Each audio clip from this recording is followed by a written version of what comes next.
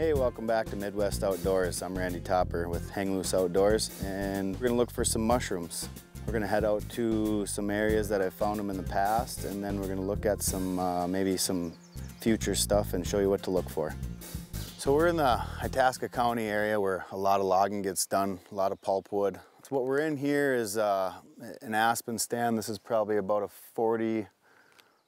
low 40-year-old Aspen Stand, and they came in here and pushed some thins through here. And a lot of times when they push these skid trails and pull their logs back out, they'll disturb the ground, and you could get hundreds of mushrooms up and down this trail.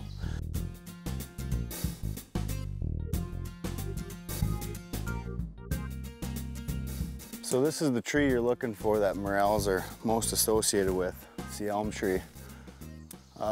When we're out here, unfortunately, they don't have leaves, which is the best way to tell. They kind of have like a cat's tongue feel to them, and then an offset leaf base.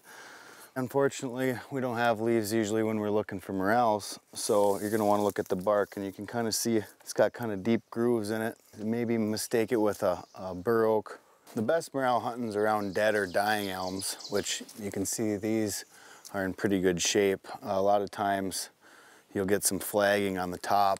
You know, you'll look and it'll be kind of a, just a dead appearance. And then the best way would be one, maybe you can see right next to it that's tipped over next to a live one.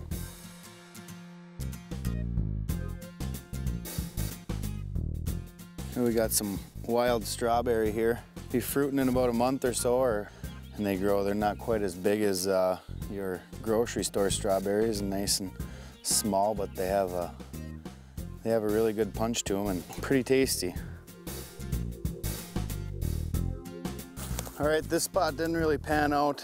It was a spot that I hit a couple years ago that really gave up some mushrooms. We're gonna go head out to another one and check out a fresh cut that happened this fall, early winter. All right, after we've searched for quite a while, we almost got dark here. Finally found one right on the skid trail here. Just kind of see how I was saying they grow right in there, kind of intertwined right in this corduroying. Once you do find one, like this one, it's almost, I would say 9 out of 10 times there's gonna be more than one. Kind of like a school of walleyes or crappies. Once you find one, focus on it and really get the picture in your mind, and you'll be amazed at how many you've walked by during the day. You know, once you find one, you'll do a circle where you just walked, and all of a sudden there'll be 5, 10 more right where you just walked. It's kind of eerie. That's what we're looking for right there. It's a good morsel right there.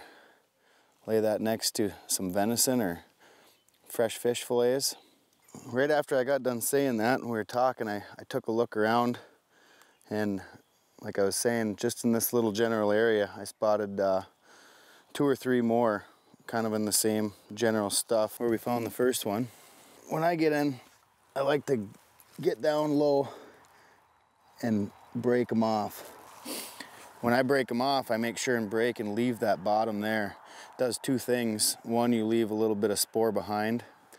You know, I'm not sure how many years they'll come back, but my biggest thing is you don't get that root ball, you know, that dirt in there, and it shakes around in your bag while you're carrying it around. And then if you don't get them washed good enough, you'll have that grit while you're eating them. Typically when you're walking through, you should carry an onion sack or something that while you're walking and shaking, the spores of these can fall behind you, and then you'll get a regeneration year after year. Oh, just about stepped right by this one. This one was about 2 feet from the other 2. I didn't see why I was talking to you there. I think this, if we had a little bit more light, we could really get into them here. We got another one right up here. Oh, there's one more, kind of buried down in here. That one will be tough to see. And that one right there was proof right there that you really got to get your eye trained. I think we would have walked right by that if we hadn't found 1 or 2 before that. And they can really get hit. I found them, you know, they'll kind of be growing up in that corduroy, and they'll grow up and bend right along the stem of the trees laying down there, and all you'll see is just maybe the base of this, and you can get under there and actually still salvage it out of there. Sometimes they'll crumble on you, but if they're still healthy, you can pull them right out of there. Here's what we ended up with at the end of our little jaunt here. Well, we were kind of run low on time and found a few with the flashlight. I would say we got maybe a week left, if that, and some of these are going to be really deteriorating.